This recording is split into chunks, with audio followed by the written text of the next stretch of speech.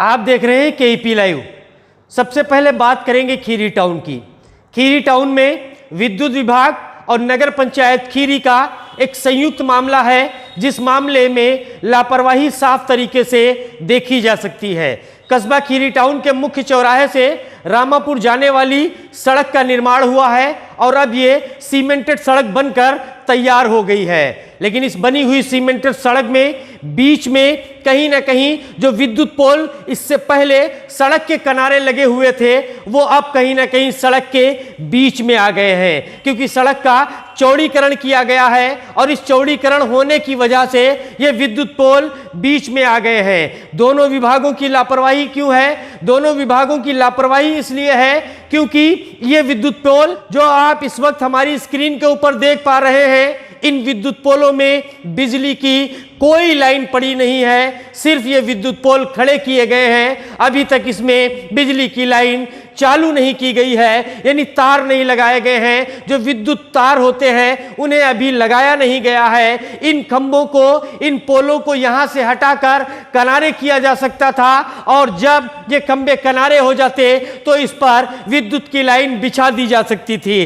पहली लापरवाही नगर पंचायत खीरी की। नगर पंचायत खीरी ने बिल्कुल कतई इसका ध्यान नहीं दिया कि आखिर ये विद्युत पोल कहां पर लगे हुए हैं और सड़क के किस हिस्से में किस तरह से अब ये हो गए हैं। आने जाने वालों को परेशानियां होंगी या नहीं होंगी। वहीं दूसरी सबसे बड़ी लापरवाही विद्युत विभाग की है और विद्युत विभाग की यह लापरवाही है कि लगभग 1 साल पहले ये विद्युत पोल लगाए गए थे, तब से इन विद्युत पोलों के ऊपर 11,000 की लाइन का तार अभी तक नहीं लगाया गया है, जबकि जिन विद्युत पोलों के स्थान पर इन्हें रिप्लेस किया गया है, पुराने विद्युत पोल हैं, वो पूरी तरह से जर्जर हो चुके हैं, टूटे हुए हैं और किसी भी वक्त वो गिर सकते हैं और गिरकर लोगों को नुकसान कर सकते हैं, लोगों की जानों का नुकसान कर सकते हैं। लेकिन विद्युत विभाग लगातार लापरवाही करता हुआ नजर आ रहा है और वो इन नए विद्युत पोलों के ऊपर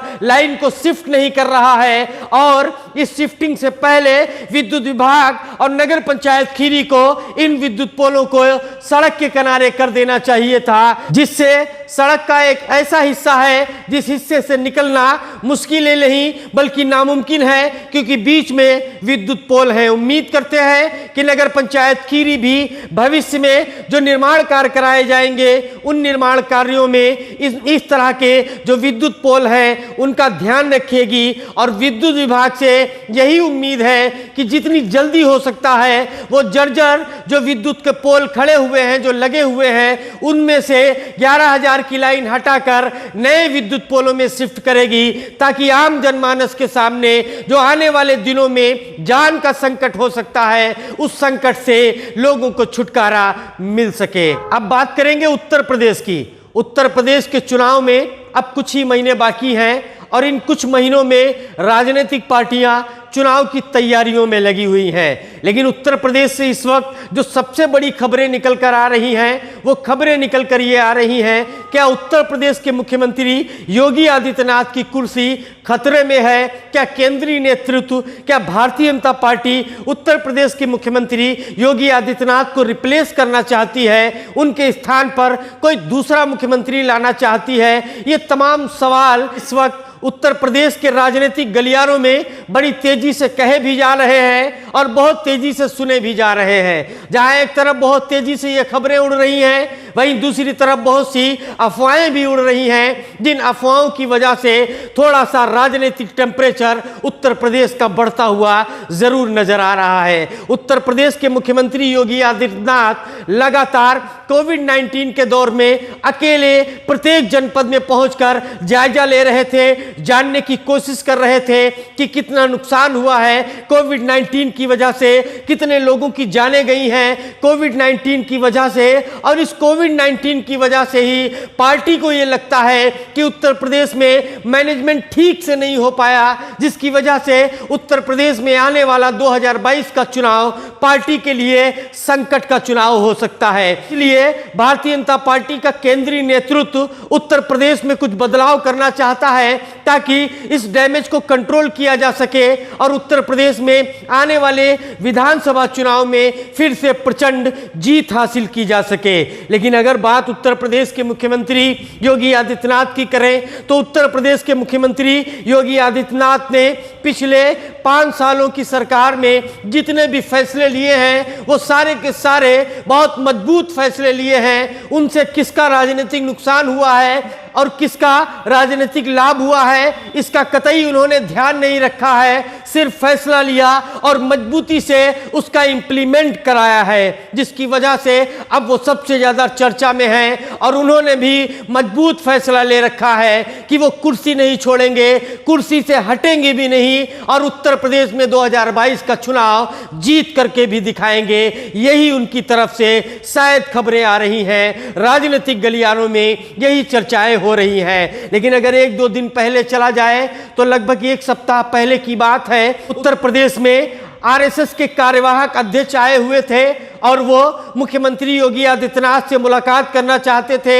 उनका दौरा, उनका विजिट सिर्फ 1 दिन के लिए था, लेकिन उन्हें 2 दिन रुकना पड़ा। बावजूद इसके उनकी मुलाकात उत्तर प्रदेश के मुख्यमंत्री योगी आदित्यनाथ से नहीं हो पाई और इधर 1-2 दिन में लगातार कई बैठकें हुई हैं। इन तमाम बैठकों में अलग अलग पार्टी के बड़े बड़े नेताओं को भी बुलाया गया है। कहीं ना कहीं कुछ ना कुछ जरूर चल रहा है जिसे पार्टी अब मैनेज करना चाहती है। खबरें ये भी आ रही हैं उत्तर प्रदेश के भारतीय जनता पार्टी के पूर्व अध्यक्ष कैबिनेट मंत्री केशव प्रसाद मौर्य पार्टी भी छोड़ सकते हैं, लेकिन ऐसी उम्मीदें कम दिखाई दे रही हैं क्योंकि वो पार्टी के एक सच्चे सिपाही माने जाते हैं। ये अटकलें लग रही हैं कि एक शर्मा जी हैं जो केंद्रीय नेतृत्व के बहुत नजदीक हैं, उन्हें भी मंत्रिमंडल में स्थान मिलेगा, लेकिन फिलहाल अभी तक स्थान नहीं मिल पाया है, न सम्मान मिल पाया है। आने वाले दिनों में क्या होगा ये तो वक्त ही बताएगा, लेकिन कहीं ना कहीं भारतीय जनता पार्टी को यह एहसास हो रहा है कि 2022 के चुनाव में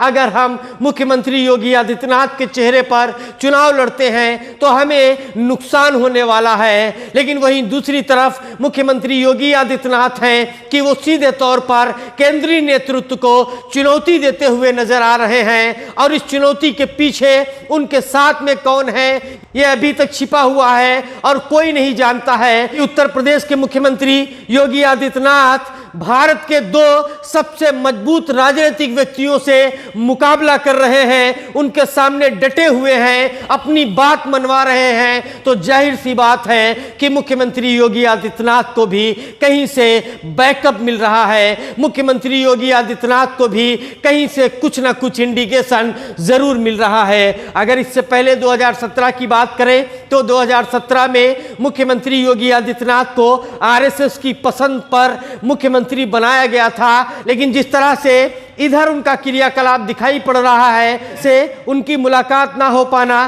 कार्यवाहक आरएसएस के अध्यक्ष से, तो कहीं ना कहीं अब ये भी लग रहा है कि शायद आरएसएस और मुख्यमंत्री योगी आदित्यनाथ के बीच में भी कुछ ठीक नहीं चल रहा है। लेकिन फिलहाल मुख्यमंत्री योगी आदित्यनाथ केंद्रीय नेतृत्व के सामने बहुत मजबूत नजर आ रहे हैं। मुख्यमंत्री योगी आदित्यनाथ को कुर्सी से हटाना, उनके स्थान पर किसी दूसरे व्यक्ति को रिप्लेस करना केंद्रीय नेतृत्व के लिए एक बड़ी चुनौती है और इस चुनौती के साथ में 2022 का चुनाव उससे भी बड़ी चुनौती है, क्योंकि 2022 में समाजवादी पार्टी मुख्य विपक्षी पार्टी के तौर पर एक नए सिरे से तैयारी करके चुनाव लड़ने के मूड में है। इसलिए मुश्किल होगा, वो चुनाव भी मुश्किल होगा और इस वक्त का जो मैनेजमेंट है वो मैनेजमेंट भी बहुत मुश्किल है। लेकिन क्या होगा ये वक्त बताएगा, हमें भी उस वक्त का इंतजार है और आप भी इंतजार करिए। उम्मीद करते हैं कि आने वाले दिनों में 2022 में जो चुनाव होने हैं वो चुनाव उत्तर प्रदेश में एक ऐसी सरकार का गठन करेंगे जो सरकार